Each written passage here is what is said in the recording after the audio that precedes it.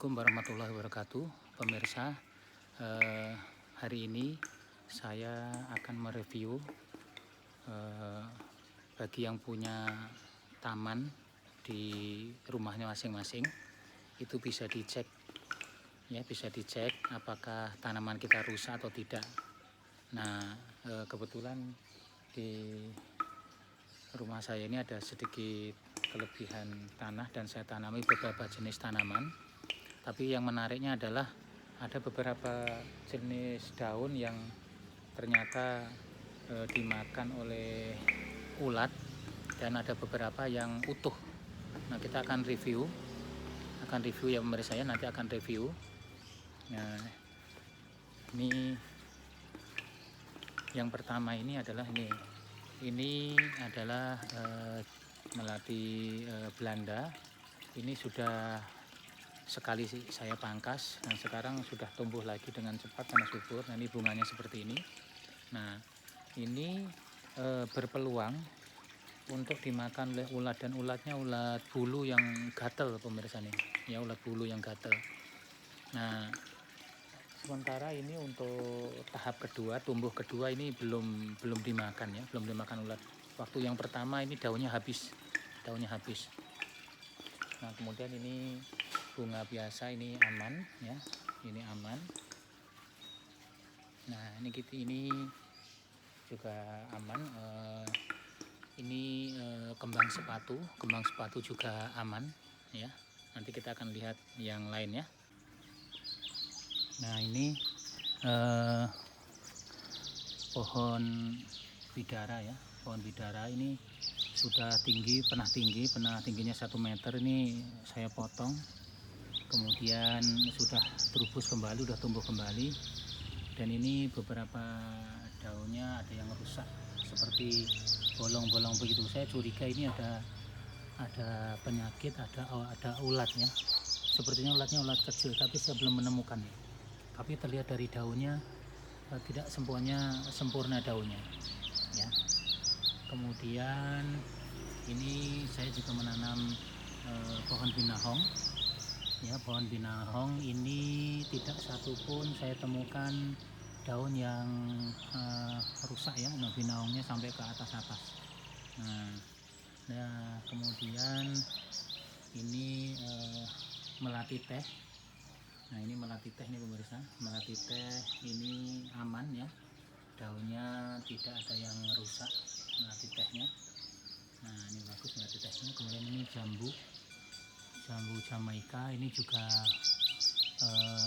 pernah daunnya rusak, tapi tidak banyak ya, hanya insidentil aja rusaknya.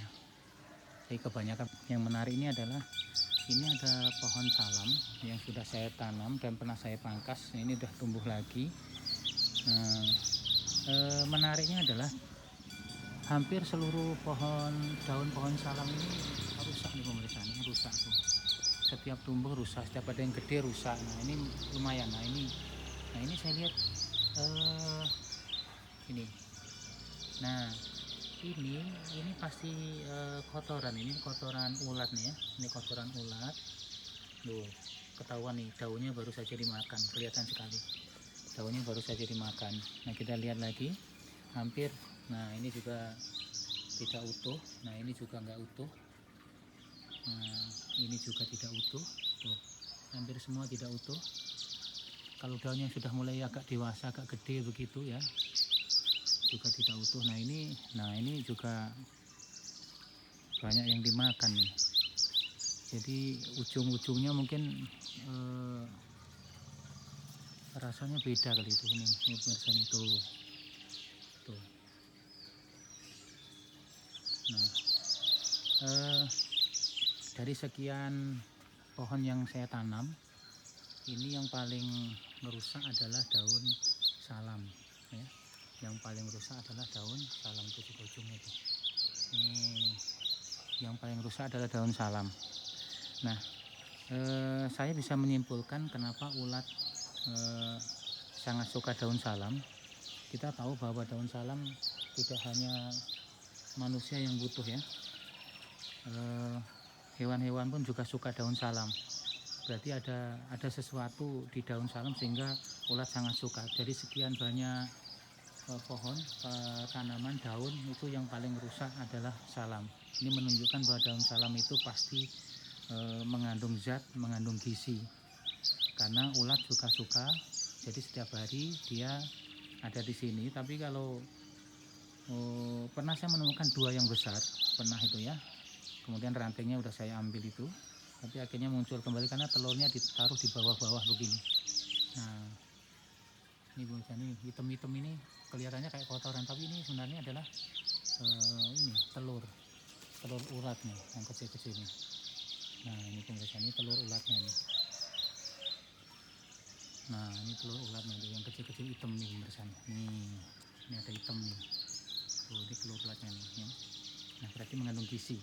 Nah, ternyata setelah saya baca itu kalau kita rajin minum rebusan daun salam, itu ternyata daun salam itu bisa sebagai antiseptik ya, pembebas radikal bebas gitu ya, pembersih radikal bebas yang masuk bersama makanan, udara, atau apa yang kita minum gitu. Jadi belajar dari ulat, kalau dari sekian banyak daun yang dimakan hanya salam, berarti daun salam itu mengandung gizi, mengandung zat bermanfaat. Nah, coba dari sekarang pemirsa yang punya sakit yang diabetes, kemudian kolesterol, kemudian suka lemas begitu ya, supaya tubuh kita imunnya lebih baik lagi, kita coba setiap hari minum rebusan 3 lembar daun salam.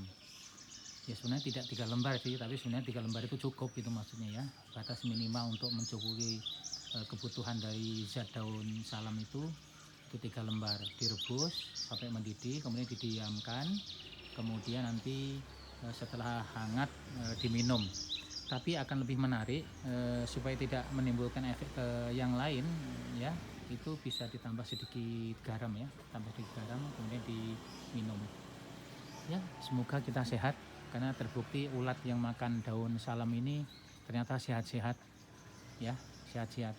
Jadi kita belajar dari ulat ya, itu pembelajaran dari alam untuk kita semua. Baik, terima kasih, ini review pada hari ini. Assalamualaikum warahmatullahi wabarakatuh. Salam sehat, salam motivatras.